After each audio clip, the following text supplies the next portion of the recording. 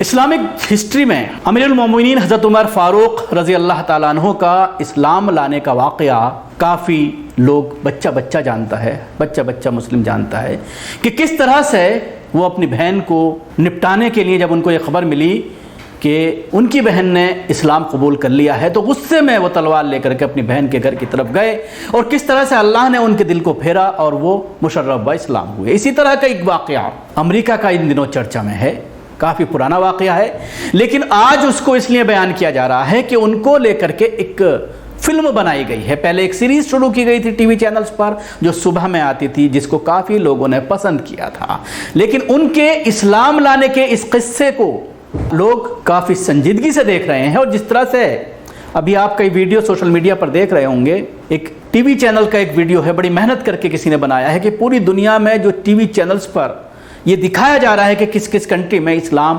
कितनी तेज़ी से फैल रहा है और बाकायदा आदाद शुमार दिया गया है, उसमें जिक्र किया गया है कि कितने लोग अमेरिका में इस्लाम कबूल कर रहे हैं, कितने यूरोप में कबूल कर रहे हैं और बाकी दुनिया में किस तरह से इस्लाम फैल रहा है। सिर्फ उसको पढ़कर, उसको जानकर, कुछ लोग इसलिए पढ़ना चाहते हैं, इसलिए जानना चाहते हैं ताकि इस्लाम के अंदर खामियां निकालें, लेकिन जब उसका वो दिल की गहराई से मुताला करते हैं और जब मुसलमानों के करीब जाते हैं, उनसे मिलते जुलते हैं, तो उनके दिल में इस्लाम से मोहब्बत जाग उठती है। और कई बार ये देखने में आता है कि कुछ ही दिनों में इस तरह के लोग इस्लाम कबूल कर लेते हैं। ऐसा ही एक वाक़या एक अमरीकी नागरिक का सोशल मीडिया पर काफ़ी वायरल हो रहा है कि वो मस्जिद में इस वजह से गए थे रैकी करने के लिए कि फ्राइडे को वो मस्जिद में बम ब्लास्ट करेंगे, और वो इसलिए करेंगे क्योंकि फ्राइडे को मुसलमान काफ़ी संख्या में मस्जिद में नमाज जुम्मा अदा करने के लिए जाते हैं। और इसीलिए वो रैकी करने पहुंचे कि किस तरह से कहां पर बम को प्लांट करूं ताकि ज़्यादा से ज़्यादा नुकसान हो सके। उनका ये कहना है कि 200 से 300 मुसलमानों को वो मारना चाहते थे और इतने ही लोगों को वो ज़ख्मी करना चाहते थे।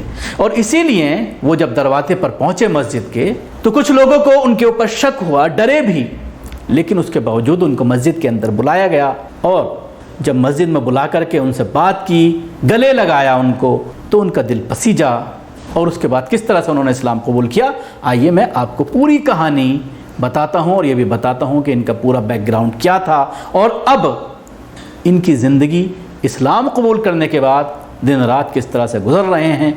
इसको लेकर एक डॉक्यूमेंट्री और एक फ़िल्म भी बनाई जा चुकी है। फिल्म यूट्यूब पर कुछ ही दिनों में फ्री में आप इस पिक्चर को देख सकते हैं। एक अमेरिकी शख्स को इस्लाम के नाम से भयंकर चिढ़ थी। वो मस्जिद में ब्लास्ट कर सैकड़ों लोगों को मौत की नींद सुला देना चाहता था, लेकिन अचानक कुछ ऐसा हुआ कि न सिर्फ मुसलमानों को लेकर उसका मन बदल गया बल्कि इस्लाम कबूल कर खुद मुसलमान हो गया। ये कहानी है रिचर्ड मैकिनी की, जिन पर हाल ही में बनी डॉक्यूमेंट्री चर्चा में है। रिचर्ड ने 25 साल यूएस मरीन फोर्स में अपनी सेवाएं दी हैं। नौकरी के दौरान मैकनी का कई खाड़ी देशों में भी जाना हुआ, जहां मैकनी हमेशा मुस्लिम लोगों को घातक दुश्मनों के नज़रिए से देखते थे। इतना ही नहीं, जब वो अमेरिका के इंडियाना में अपने घर वापस लौटते तो भी उनकी नफरत ख़त्म नहीं होती थी। मैकनी की नफरत इतनी ज़्यादा बढ़ गई थी कि अगर लोकल स्टोर में कोई हिजाब पहने खातून नज़र आती थी तो मैकनी की पत्नी उनका रास्ता बदलवा देती थी। बाद में तो मैकनी की नफरत का ये आलम था कि पत्नी ने भी उनका साथ छोड़ दिया था। डॉक्यूमेंट्री के लिए दिए इंटरव्यू में मैकनी ने बताया है कि इंडियाना के मुंशी शहर में रहते हुए जब भी वो घर से बाहर जाते थे तो उन्हें मजबूरन मुस्लिम लोगों को देखना पड़ता था।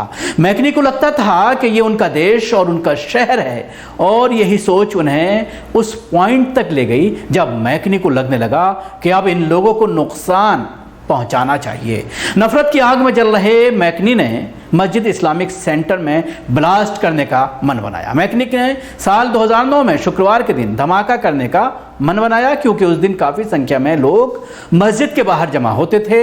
रिचर्ड मैकनी ने सोच रखा था कि उनके ब्लास्ट से कम 200 लोग मारे जाएंगे और घायल होंगे। हालांकि मैकनी ने ऐसा कुछ नहीं किया और इसके पीछे जो कारण था वो वाकई चौंकाने वाला था। दरअसल सब कुछ प्लान के तहत ही चल रहा था। जब मैकनी मस्जिद के गेट से गुजर रहे थे तो अंदर बैठे कुछ लोगों ने उन्हें बुलाया और मुलाकात की। उस समय तक भी मैकनी को लग रहा था कि ये सभी लोग हत्यारे हैं। मैकनी को अंदर बुलाने वाले लोगों में अफगान रिफ्यूजी डॉक्टर साबिर बहरमी, उनकी पत्नी बीबी बहरमी और एक स्थानीय जॉमी विलियम्स शामिल थे। हालांकि गजब की बात यह हुई कि जैसा मैकनी ने सोचा था ऐसा कुछ नहीं हुआ। वे लोग मैकनी के साथ एक खास मेहमान की तरह पेश आए। कुछ समय में ही मैकनी को महसूस हो गया था कि ये लोग वैसे नहीं हैं जैसे उनके मन के सोच पैदा हो गई थी। मैकनी इस बारे में कहते हैं कि ये सभी लोग काफ़ी सादे और खुश मिजाज थे। वे सभी अपनी ज़िंदगी से खुश थे और अमरीकी होने पर भी गर्व महसूस करते थे। साथ ही वे सभी मैकनी के साथ बात करना काफ़ी पसंद कर रहे थे। इस अनुभव ने मैकनी की सोच बदल डाली और इसके बाद वे अक्सर मस्जिद जाने लगे। करीब 8 सप्ताह बाद उन्होंने इस्लाम कबूल कर लिया, जिसके बाद वे मुंशी में इस्लामिक सेंटर के 2 साल अध्यक्ष भी रहे। रिचर्ड मैकनी के जीवन पर आधारित एक short film stranger at the gate भी बनाई जा चुकी है, जिसका डायरेक्शन जोशुआ सेफ्टेन ने किया है। बीते जून महीने में शॉर्ट फिल्म ने ट्रिबेका फिल्म फेस्टिवल में स्पेशल जूरी मेंशन भी की जा चुकी है। अब 14 सितंबर से इस फिल्म को फ्री में यूट्यूब पर भी देखा जा सकता है।